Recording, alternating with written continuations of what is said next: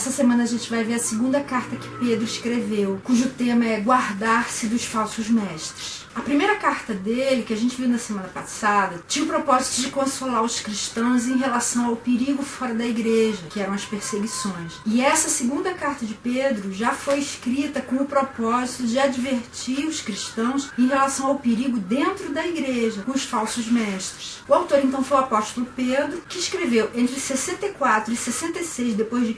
em Roma, pouco antes dele ser martirizado. O nome desse livro no grego é Petroube, significa segunda de Pedro. E os versos-chave, que são aqueles versículos que resumem a ideia principal do livro, estão no capítulo 3, versos 9 a 11. O Senhor não demora em cumprir a sua promessa, como julgou alguns. Ao contrário, Ele é paciente com vocês, não querendo que ninguém pereça, mas que todos cheguem ao arrependimento. O dia do Senhor, porém, virá como ladrão. Os céus desaparecerão com grande estrondo, os elementos serão desfeitos pelo calor, e a terra e tudo que nela há será desnudada. Visto que tudo será assim desfeito, que tipo de pessoas é necessário que vocês sejam? Vivam de maneira santa e piedosa. Esse livro pode ser dividido em 3 partes, cada uma correspondente a um capítulo. A primeira delas fala sobre o cultivo do caráter cristão. A segunda fala sobre a condenação dos falsos mestres. E a terceira parte fala sobre a confiança na volta de Cristo. E Jesus pode ser visto aí, principalmente como o Senhor e Salvador. Está lá no primeiro versículo da carta. Pedro começa assim: Simão Pedro, servo e apóstolo de Jesus Cristo, aqueles que, mediante a justiça de nosso Deus e Salvador Jesus Cristo, receberam conosco uma fé igualmente valiosa. E esse livro tem algumas aplicações práticas bem importantes para a gente. A primeira que eu queria destacar é que a gente às vezes fica se enganando, achando que o que vai tornar a gente espiritualmente forte é o fato da gente frequentar alguma igreja ou simplesmente ser membro de uma. E isso não é verdade. O que dá força pra gente não é aquilo em que a gente crê, é aquele em quem a gente crê. Olha o que está no capítulo 3, verso 18.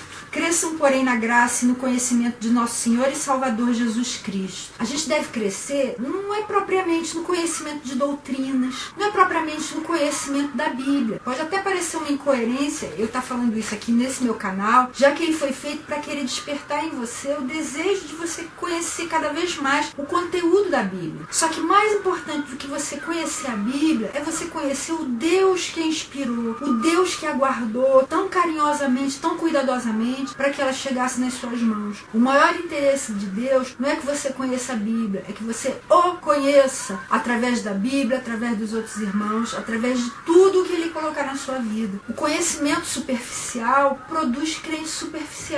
E a gente vai acabar sendo destruído se a gente não sair da superficialidade. O profeta Oséias, que a gente já viu lá nos vídeos do Antigo Testamento, fala assim no capítulo 4, verso 6. Meu povo foi destruído por falta de conhecimento. Uma vez que vocês rejeitaram o conhecimento, eu também os rejeito como meus sacerdotes. Uma vez que vocês ignoraram a lei do seu Deus, eu também ignorarei seus filhos. Uma outra versão fala assim: o meu povo está sendo destruído porque lhe falta o conhecimento. Conhecimento do quê? É conhecimento de Deus.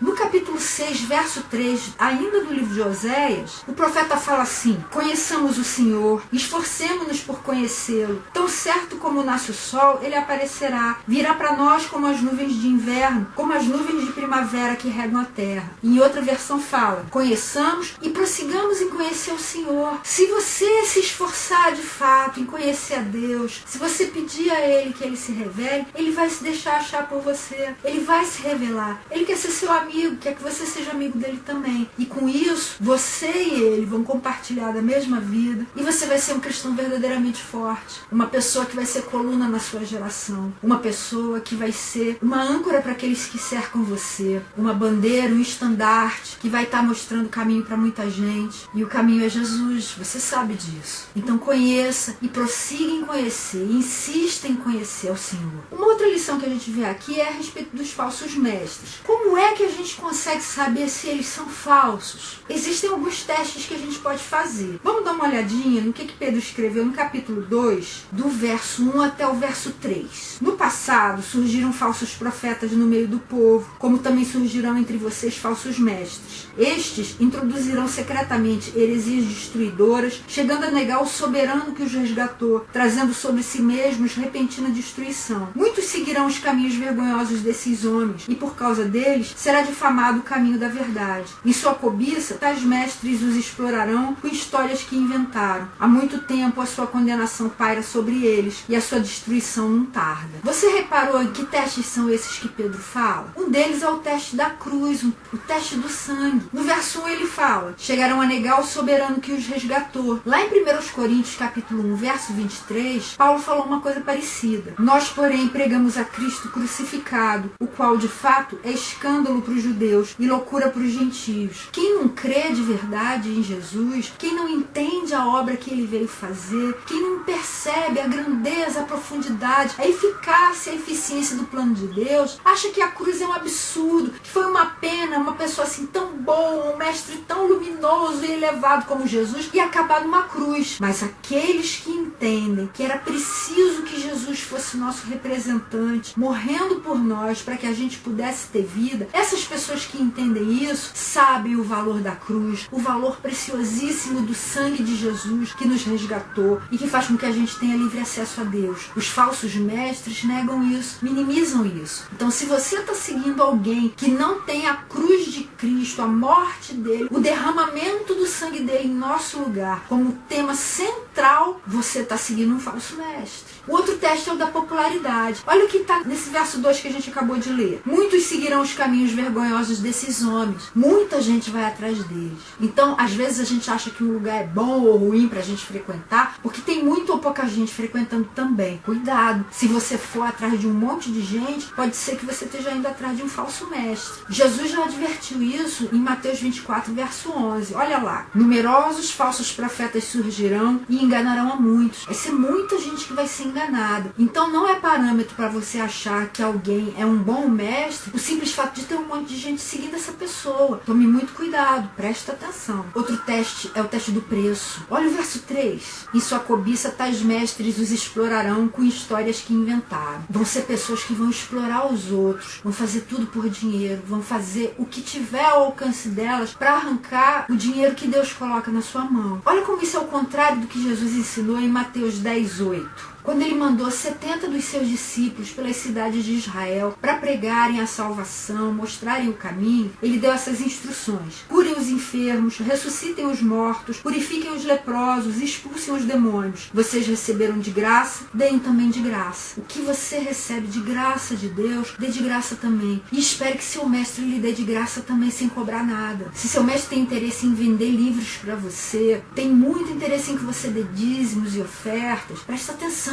para ver se esse interesse é genuíno, se ele está querendo realmente o seu progresso, o seu bem-estar, ou se é o dinheiro que está importando mais aí. E por fim, tem o teste do conteúdo. Esses mestres guardam a forma, mas esvaziam o conteúdo. Ainda nesse verso 3, os explorarão com histórias que inventaram. As histórias são inventadas. Olha o que Jesus falou a respeito desse tipo de gente em Mateus capítulo 7, nos versos 21 a 23. Nem todo aquele que me diz Senhor, Senhor, entrará no reino dos céus, mas apenas aquele que faz a vontade de meu Pai que está nos céus. Muitos me dirão naquele dia: Senhor, Senhor, não profetizamos em teu nome? Em teu nome não expulsamos demônios e não realizamos muitos milagres? Então eu lhes direi claramente: nunca os conheci. Afastem-se de mim, vocês que praticam o mal. Não preste atenção só naquilo que os seus mestres falam. Preste atenção naquilo que eles praticam. Jesus falou: não é por me chamar de Senhor, por fazer milagres ou por expulsar demônios em meu nome que alguém é meu seguidor. Não, é se pratica o mal ou não. Quem pratica o mal não é meu seguidor, mesmo que faça todas essas outras coisas. Presta atenção, fique esperto, dá uma olhadinha nos sinais e procure bons líderes. Da mesma forma que está cheio de falsos mestres, está cheio de mestres bons também. Procure um. E esse foi o resumo da segunda carta de Pedro. Na semana que vem, a gente vai começar a ver as cartas que João escreveu para a igreja, começando pela primeira delas. Eu espero você lá.